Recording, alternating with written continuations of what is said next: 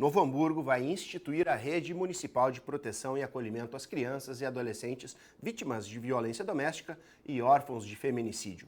A ideia é priorizar o acesso aos serviços de educação, saúde, assistência social e estabelecer um rápido diálogo com o Conselho Tutelar para a adoção de medidas protetivas. E para tratar do assunto, conversamos com as parlamentares Andiara Zanella e Semilda Tita. Andiara é conselheira tutelar no município, função que também foi ocupada por Tita durante 8 anos.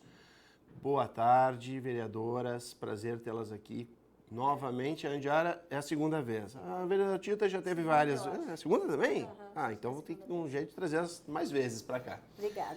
Andiara, na quarta-feira nós tivemos a aprovação desse projeto, que foi de tua autoria, que é o PL 109 de 2023. Como foi pensado esse projeto? O que te motivou a isso? Sim, boa tarde, Jaime, boa tarde a todos. Então, ele é um PL que já está instituído, né, em outros municípios e, infelizmente, Novo Hamburgo, né, tem sido alvo de muitos crimes dessa categoria, né, muitas mulheres vítimas de feminicídio.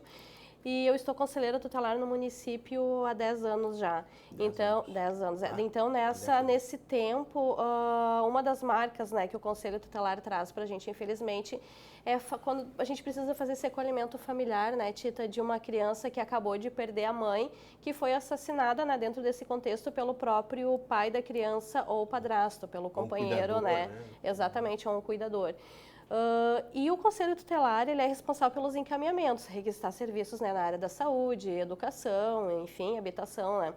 E quando é necessário que essa criança que estava com a mãe seja reinserida numa outra família, ou na família materna, ou numa família que vai prestar os cuidados, né, dessa criança, que haja troca de endereço. Com essa troca de endereço precisa trocar de escola, precisa, enfim, uma série de movimentos. E muitas vezes a gente esbarrava nas questões de a escola que a criança precisa ir não tem vaga naquele momento. E aí a família tem que começar a percorrer um longo caminho, demorar o atendimento psicológico, demorar um atendimento social, né, para uma assistente social fazer uma avaliação desse novo contexto. E isso traz mais prejuízos ainda a essa família e a essa criança. Questão de até traumas mesmo, porque Exato. Dificulta bastante o acesso. E, vereadora Tita, a senhora que também foi conselheira, conhece, como a gente costuma dizer, conhece bem do riscado, né? Isso... A senhora já teve a oportunidade de falar aqui no programa sobre o seu início, né, sobre o seu trabalho inicialmente assistencial e depois evoluiu para um trabalho de rede de apoio também. Como é que a senhora visualizou esse projeto entrando então com... Bom, boa tarde, Jaime. Boa tarde a todos. Boa tarde, Andiara. Que bom estar aqui debatendo esse assunto que é tão pertinente, né, Jaime? O momento que nós estamos vivendo pós-pandemia e que durante a pandemia aumentou tanto, né? Tanto foi um dos índices a maiores, violência, né? foi um dos índices maiores. E que Novo Hamburgo é triste, fora os casos que a gente não sabe, né, Diária? Que o Conselho não é nem comunicado da violência em si, sem o feminicídio, mas... que bom se a gente souber antes, né, Jaime, para a gente poder atacar e ajudar, né? Ajudar essa criança e também a mãe, afinal, ajudar a família. Eu, quando conselheira, tive a doutora Raquel Peixoto, estava iniciando o estágio probatório dela, eu assumi um caso desses. Tinha um nenê de 1 mês e meio e uma criança de 5 anos, outras de 3 anos. Que a gente teve que assumir ali e muitas vezes... Os três? Irmãos. Os 3 irmãos, E a mãe foi morta pelo pai. 5 anos. 5 aninhos. E naquele momento, eu vivenciei até depois, né, a gente conseguiu encaminhar, sendo que ali a família não quis as crianças, né? Olha que o trauma já de não ter a mãe, a família não quis, ficou uma semana, não quis. Essas crianças tiveram que ir para outro município. Então, eu parabenizar a minha colega Andiara aqui, colega como conselheira e hoje como vereadora, e parabéns por esse projeto aí, porque assim, precisamos sim dar prioridade, Andiara, prioridade de estar em cima toda a rede de atendimento para essa família, para essa criança, muitas vezes, que nem nesse caso que eu atendi, era 3 crianças, um bebê, né, dependente de mamar no peito. Os outros todos pequenininhos, nem diretamente na escola ainda não estavam, né? E olha, como essas crianças precisam de ajuda, precisam prioridade, precisam que toda a rede olhe, né? O conselho vai, abraça e determina, depois, né, o Ministério Público e o Judiciário, mas o tempo todo que tem que acompanhar essa criança, em todos os lugares, saúde, educação, igreja, inclusive, porque faz parte também da vida delas. E sem contar, assim, que muitas vezes o atendimento psicológico, ele acaba demorando. Sim. Muito. E aí, quando a criança vai ser tratada psicologicamente, já causa um trauma maior em ter que vivenciar tudo de novo. Não, já perdeu o objeto. E outra coisa, Jaime, que acontece... O tempo é fundamental. Que a colega, inclusive, vai confirmar aqui, ó. Uma das primeiras coisas que hoje está sendo cuidado mais era separava, porque existia 3 abrigos com idades diferentes. A criança perdeu a mãe, aí separa todo mundo, né? Então, é necessário todos nós... A punição, ela permanece, né, no caso da criança, porque além de perder a mãe, as outras punições acabam de forma... até o Estado ela está sendo se sentindo culpada até. Aprendendo projetos como esse ajudam para que o próprio agente público tome a decisão correta. E na realidade, assim... melhor, né, para mitigar danos. Como esse projeto ele visa dar prioridade nesses atendimentos, então as famílias, né, possíveis aqui do núcleo familiar para ficar com essa criança, elas já vão ter um atendimento rápido para tirar também suas dúvidas quanto às questões legais e estruturais, porque muitas vezes assim acaba culminando um acolhimento institucional de uma criança ter que ir para um abrigo, sendo que tem família extensa. Sim. Né? Mas essa família, ela está em dúvida ainda, não sabe como é que funciona. E ela precisa de algum apoio. De um apoio. Então, dando prioridade, tendo um caso de feminicídio, essa família ter prioridade no atendimento, vai minimizar muito as chances, então, de uma criança ter um acolhimento institucional, vai ficar no próprio núcleo familiar. Sim, porque às vezes não é a mãe, não é a avó, não é os avós maternos ou o irmão mais velho. Às vezes é uma tia. Exato, uma madrinha. Padrinhos, uma prima. Padrinhos, Padrinhos, muitas vezes, ou né? seja, então essa rede ela é maior, a rede familiar ela é maior. E às vezes há um interesse de alguém que tendo as condições devidas, que obviamente é o trabalho de assistência social, que para mim é o trabalho mais importante pós momento do trauma, né? Porque o trabalho do assistente social é fazer essa busca, entender realmente o que está acontecendo com aquela criança ou com aquela família para poder dar esse apoio. Mas, Andiara, tu trouxestes um dado muito importante que, na justificativa do projeto. Ou seja, em 2021, mais de 2.300 pessoas se tornaram órfãs de vítimas de feminicídio. Isso. Esse número é alarmante. Muito alarmante. E às vezes as pessoas acabam não tendo essa noção do quanto esse crime cresceu.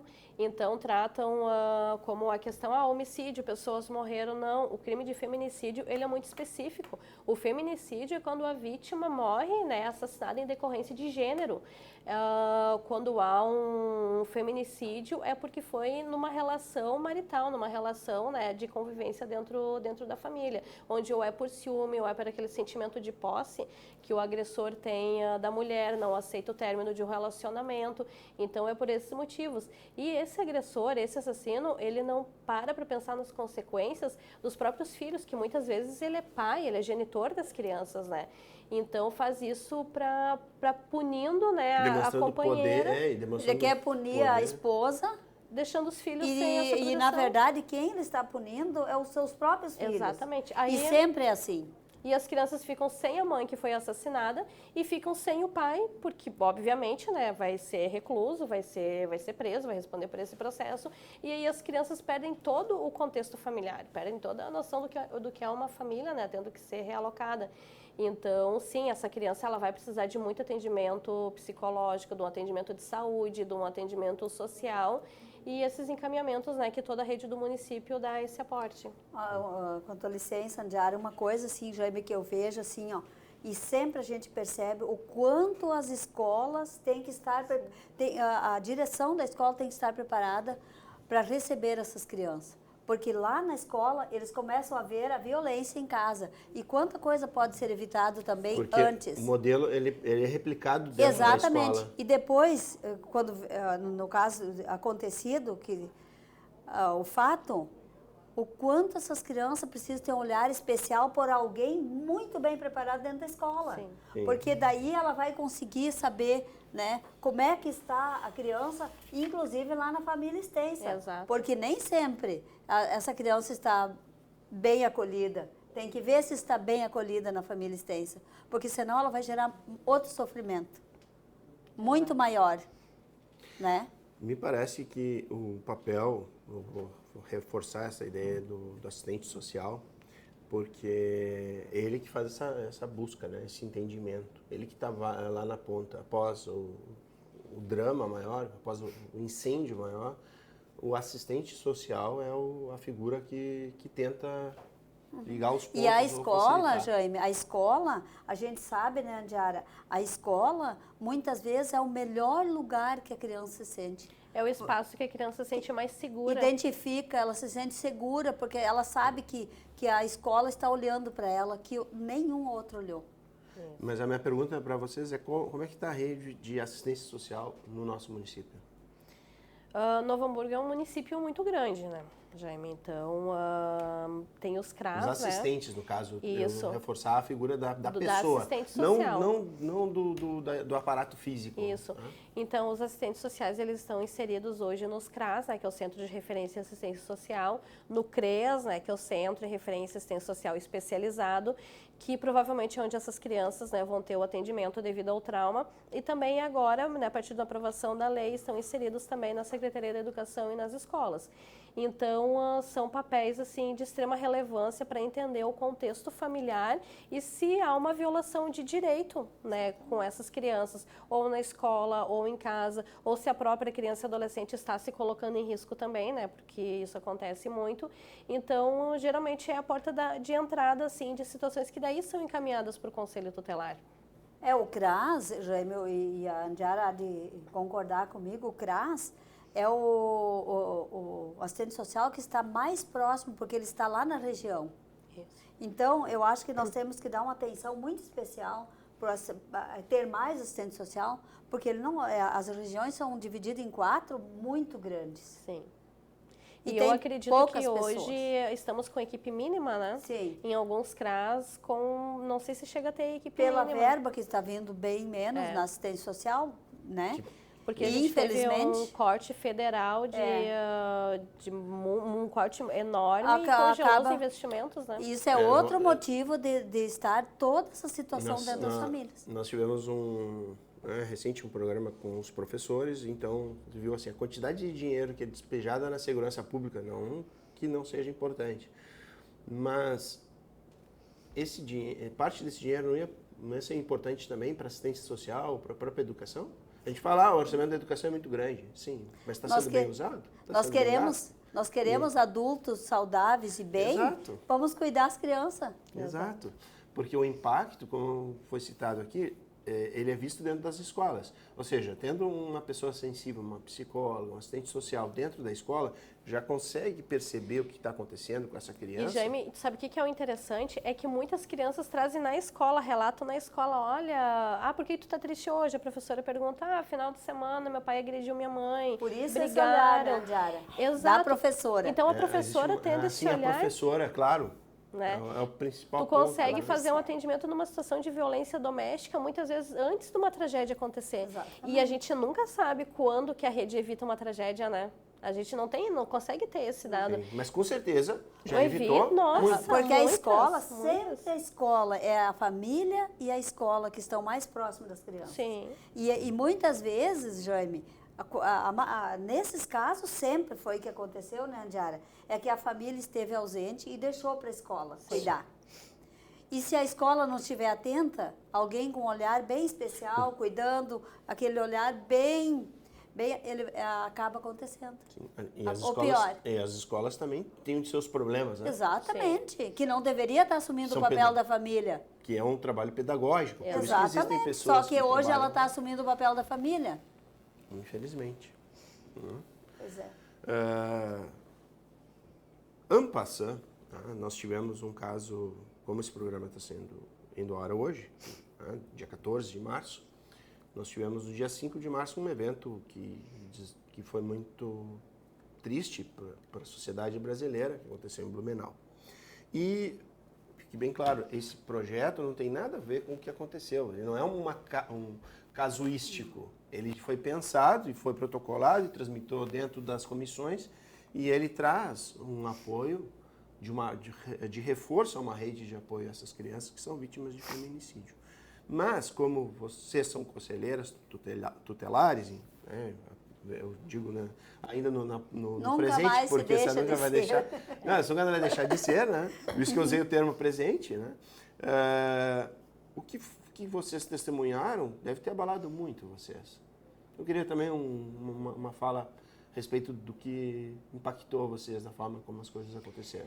É difícil de falar, realmente, Jaime, e eu sou muito sincera em dizer assim que eu me restringi muito de nem ler as reportagens, porque eu tenho uma filha de 5 anos e uma de 15, né? Então, realmente eu não consigo nem falar. Sim. Não consigo. Eu entendo. Não tenho. Eu da mesma forma, sabe?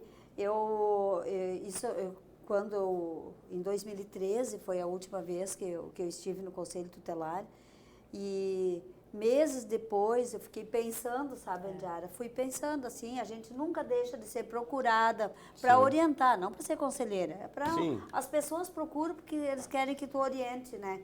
Sim. Mas auxilie assim, de alguma forma, né? Exatamente, a gente fica uma referência, sabe? Sim. E passado meses depois, talvez vá acontecer contigo também, Andiara.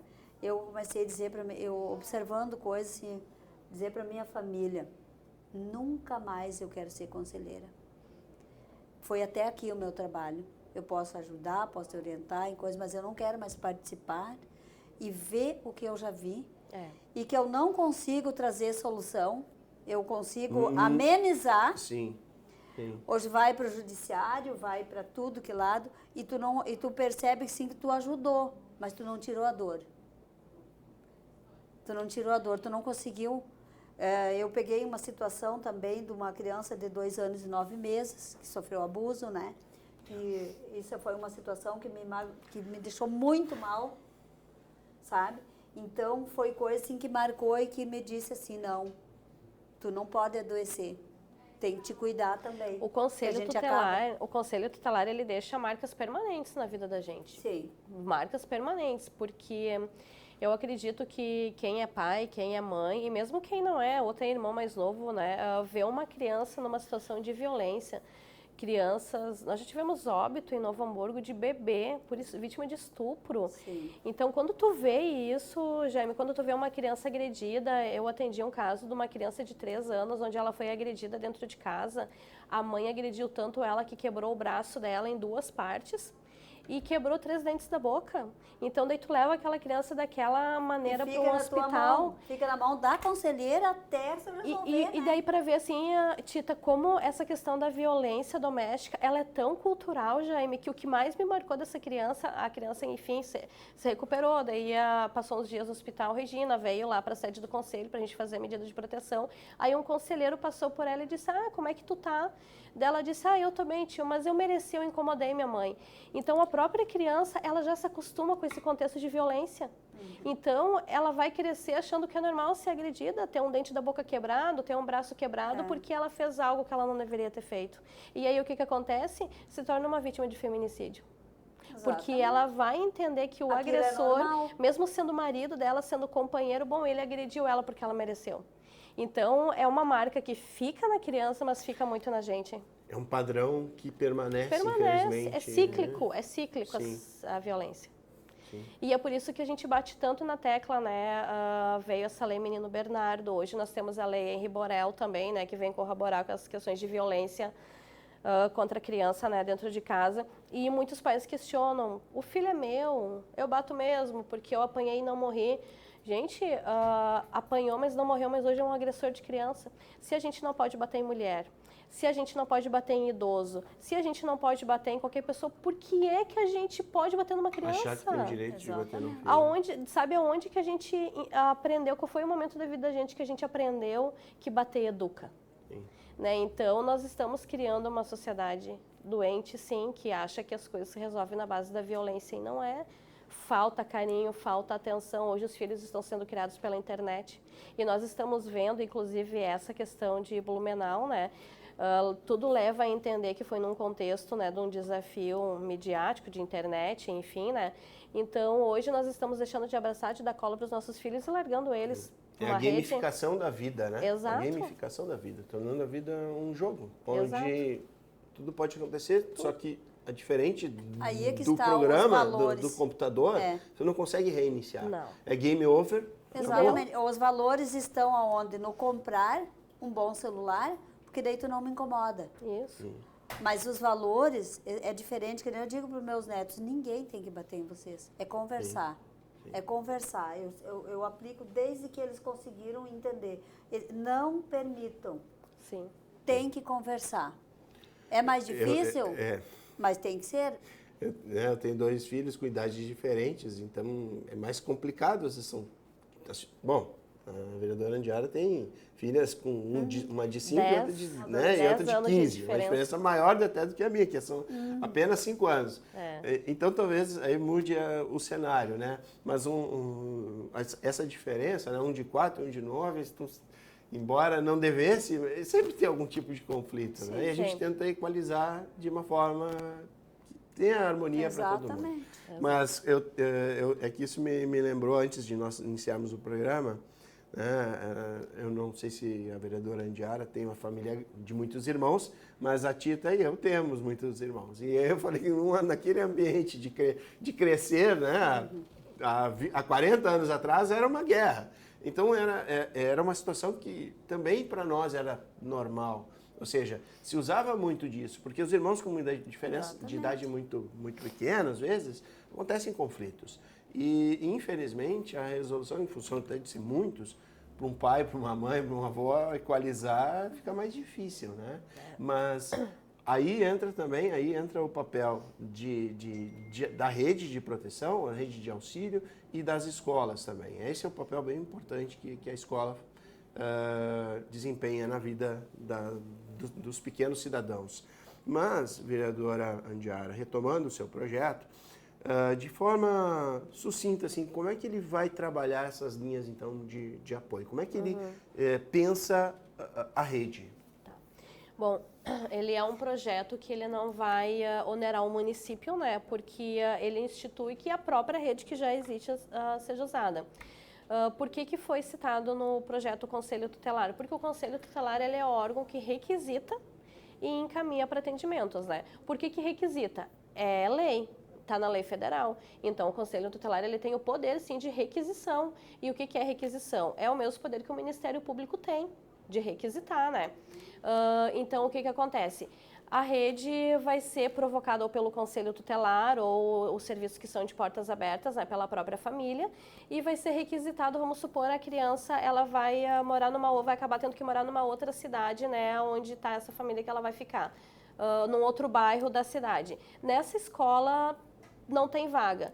Bom, vai ter que ser aberto, né, uma situação ali, essa criança ela vai ser inserida mesmo que não tenha vaga naquele momento na escola, porque é naquela escola que a criança vai ter que ficar, visto que a família que vai acolher está ali. A prioridade no atendimento social e a prioridade também no atendimento psicológico. Hoje nós sabemos que Novo Hamburgo é muito grande, nós temos a demanda reprimida em todos os serviços, temos poucos profissionais em alguns espaços, então sempre o que gera fila. Quando um caso for encaminhado ou pelo Conselho Tutelar ou por outro ente da rede para um atendimento psicológico, se essa criança vir vítima, né, de uma violência doméstica, o que gerou, né, ela restou órfã, vítima de um feminicídio, ela vai ter prioridade no atendimento psicológico, de saúde mental, no atendimento social, se for necessário CRAS, se for necessário CREAS, ou qualquer outro serviço que a rede comporte, seja de saúde, seja de segurança, de serviço social. Então, todo o encaminhamento, toda a requisição para essa criança nesse contexto de violência, ela vai ter prioridade absoluta.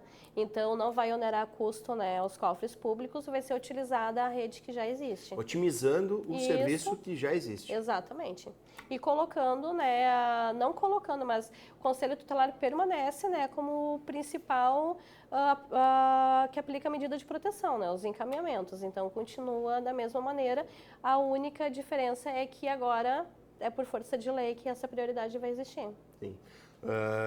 Foi citado, então, a lei federal e a gente fala do ECA, né? Que é o Estatuto da Criança e do Adolescente. Seria isso.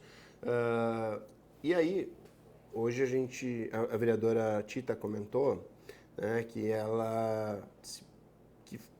sobre não querer mais ser conselheira, no sentido de, por causa dos impactos emocionais e psicológicos que a senhora teve.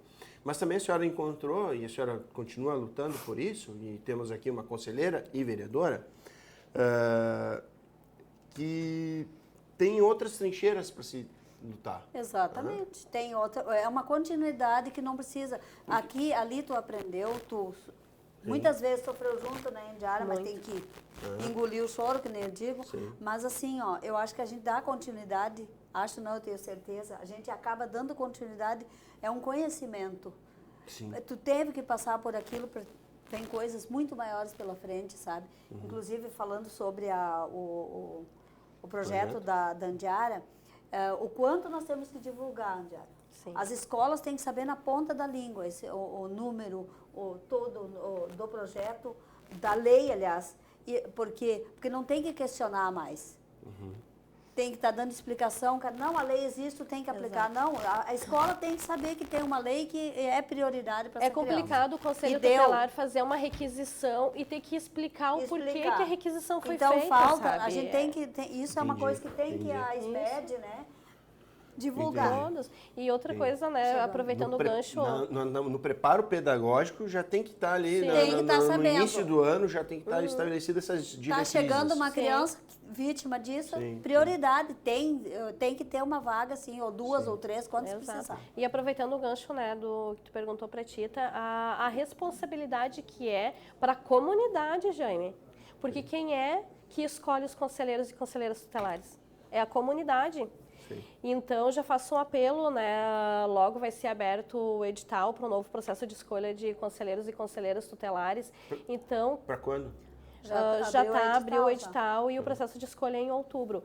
Então, a comunidade precisa participar, não é um pleito obrigatório, mas a comunidade precisa participar e muito mais do que participar, ter consciência de quem vai escolher. Escolham pessoas que estão realmente inseridas na comunidade e que tenham vivência, né, Tita? Exatamente. Não adianta uma pessoa, eu quero ser conselheira e não sabe o que é um conselho tutelar, não está inserida numa comunidade, porque já a gente precisa ter propriedade. Eu tenho consciência disso. A gente precisa ter propriedade, a gente tem que ter o pé no barro, a gente tem que estar lá na vila.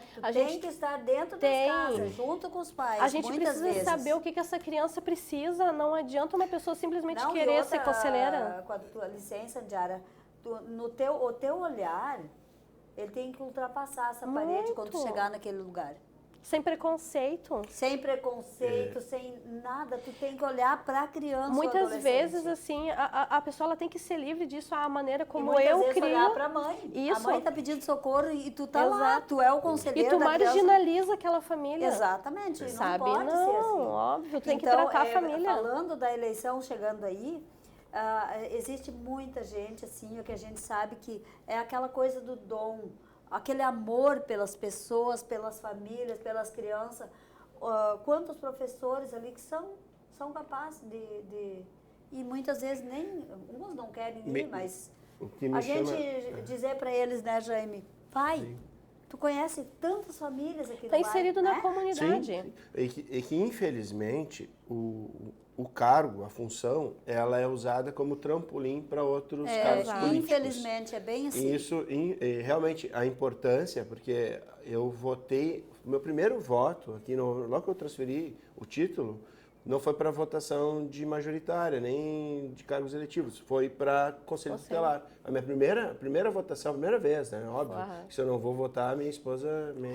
Tiram, A primeira vez, a gente transferiu o título para cá, ela disse, vota e está aqui, que sim, são as pessoas que têm que votar. Ou seja, naquele momento foi um voto de cabresto, mas tudo bem. Depois eu comecei a entender melhor da aldeia, mas eu tinha que confiar nela, mas porque, olha, como vocês sabem, ela trabalha Jaime na área. Indiara, o quanto é importante não ser obrigatório votar.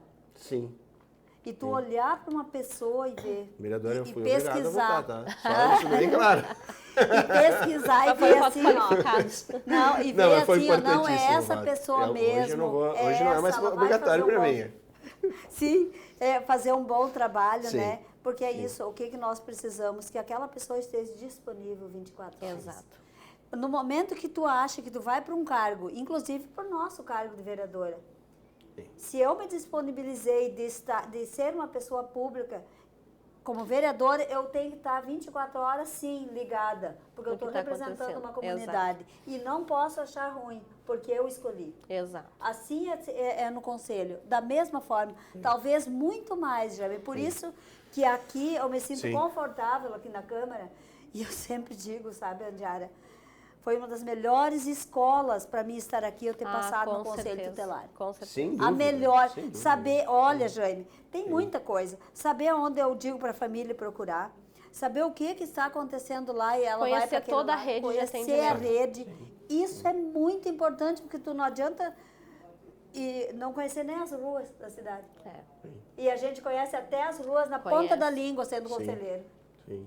Cada canto. Cada Cada cantinho, canto. cada... Sim, Bom, porque, me infelizmente, pergunta os becos de Canudos, eu sei até hoje. Sim. Isso passou anos, ó, Mas tem um lugar que eu vou lhe dizer, Vila Lâmpada, lá em Lomba Grande, esse lugar é... Não, Lomba Lá, é eu grande cheguei mesmo. até na divisa de Gravataí. E Ah, olha, lá no é morro, umas né? fazendas Quilombo. assim, ó, que tem um Sim. número lá tem uma ripa assim, na porteira O e tem um quilombo tu número lá. precisa é a pé, não tem como ir Não. de carro. Mas eu acho Vai, né? importantíssimo, então já fica aqui o convite, vamos falar sobre Conselho Tutelar agora que está se aproximando das Sim. eleições, a gente fala em outro Tem momento, muita quando coisa. a vereadora estiver também no exercício, né? Porque sim. acho que é relevante não misturar as coisas, sim. né? Mas quando a vereadora estiver no exercício da função né? Como parlamentar, a gente faz um programa então específico só sobre essa importância, né,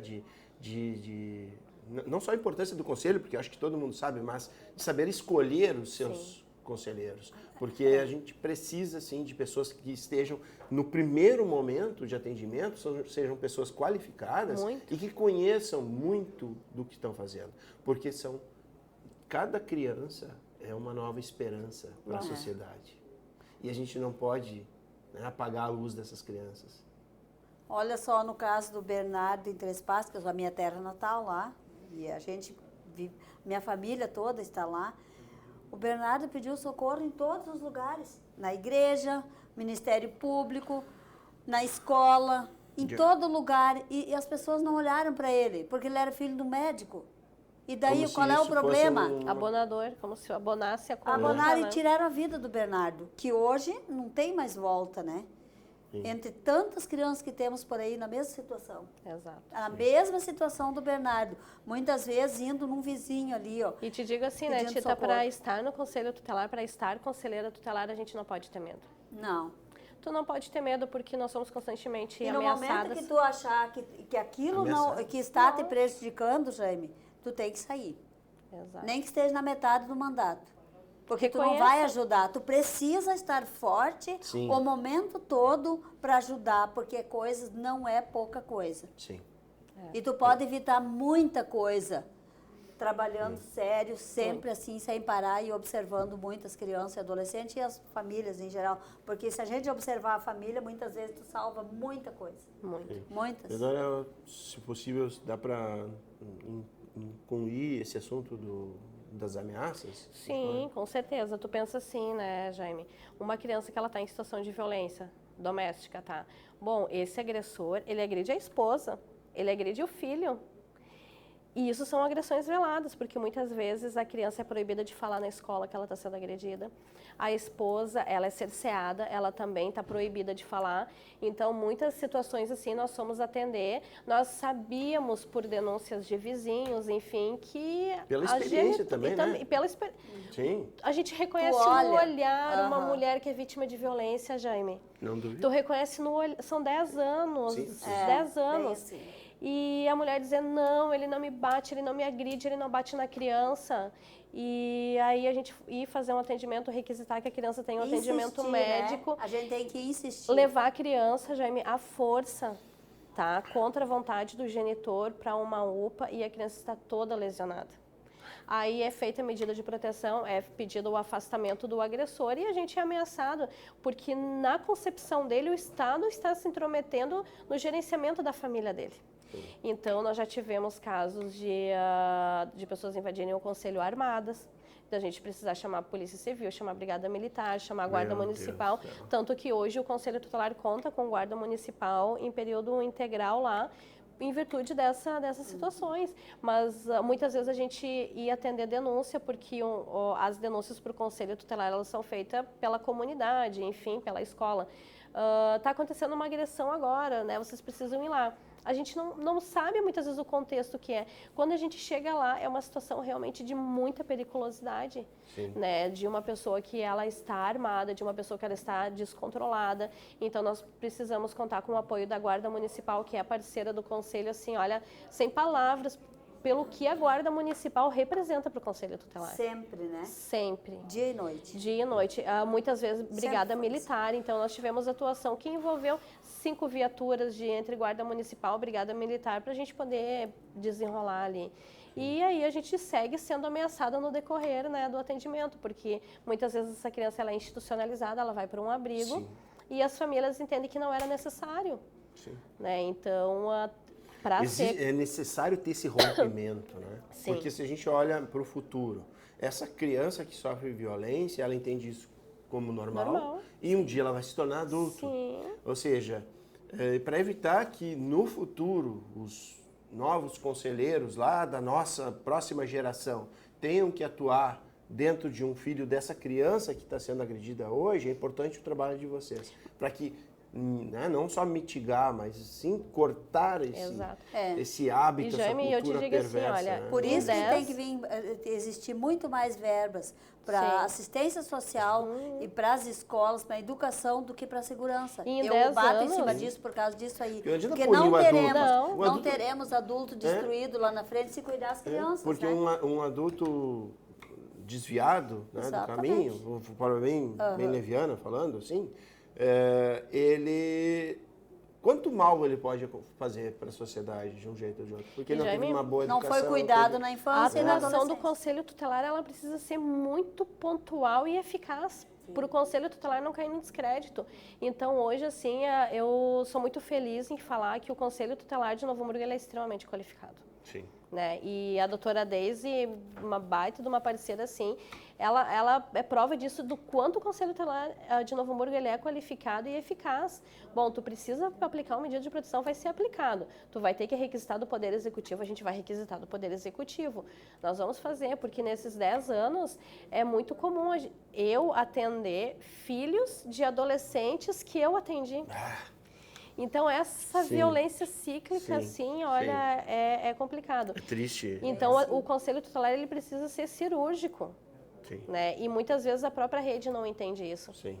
Né? Mas... Pelo adiantado da hora, eu quero agora abrir o espaço para as considerações finais. Vamos começar pela senhora. Pode fazer as suas considerações. Sempre é um prazer estar aqui, né, Jaime, falando sobre um assunto, ainda mais um assunto, né, que a gente vivencia todos os dias, vivenciamos o nosso trabalho, né, diária como conselheira, hoje também aqui como parlamentar, que vem como procuradora especial da mulher, quanta coisa a gente conseguiu, né, também, né? Com a rede, nunca sozinho, né, diária. É uma rede de atendimento que tem que funcionar. Então, é isso que eu peço sempre aos administradores públicos, olhem para a criança e adolescente para que não tenhamos adultos destruídos. Isso. Salvam muito, se salvam muito. A gente sabe de vários casos, né? Infelizmente, alguns realmente... Cuidar esse olhar. Agradeço de novo pela oportunidade, Jaime, sempre é um prazer estar aqui conversando sobre esses assuntos tão importantes que com certeza... Alguma coisa, sempre alguém vai conseguir ver que está acontecendo com o vizinho, está acontecendo com alguém e vai conseguir procurar, né? Sabendo que tem a rede de atendimento, né? Sim, vamos conversar um programa específico só sobre Conselho Tutelar. Vereadora Andiara, prazer tê-la aqui conosco na Câmara, né? Um período, foram 15 dias? 13 dias. 13 dias, meio tumultuados, mas sempre intensos, né? Sempre bom, faz parte do processo do parlamento, né? Isso, e mais uma vez eu agradeço então a oportunidade de poder falar sobre o projeto, né, de poder falar um pouco, enfim, sobre esse meu trânsito como suplente aqui nessa Casa Legislativa e onde eu sempre procuro trazer, né, as experiências do Conselho Tutelar e isso, né, de proteção integral à criança e ao adolescente, isso sempre vai nos acompanhar, né, Tita, essa preocupação com a infância, porque sim, eu entendo, é o nosso futuro, então a gente tem que tratar lá no início, né, para ter resultado posterior. Então é uma satisfação, agradeço muito e sempre são dias combativos aqui na Câmara, mas a gente já está acostumada nisso, nessa trajetória toda de Conselho Tutelar também não é diferente. Então, obrigada. Muitas vezes muito pior. Nossa! É verdade. E o programa de hoje se encerra por aqui. E agradecemos a gentileza pela participação das vereadoras Andiara Zanella e Semilda Tita. E o programa é reprisado às terças e quintas-feiras em nossa programação. Você pode também acompanhar a TV Câmara em canal próprio no YouTube e na página do Facebook. Até mais!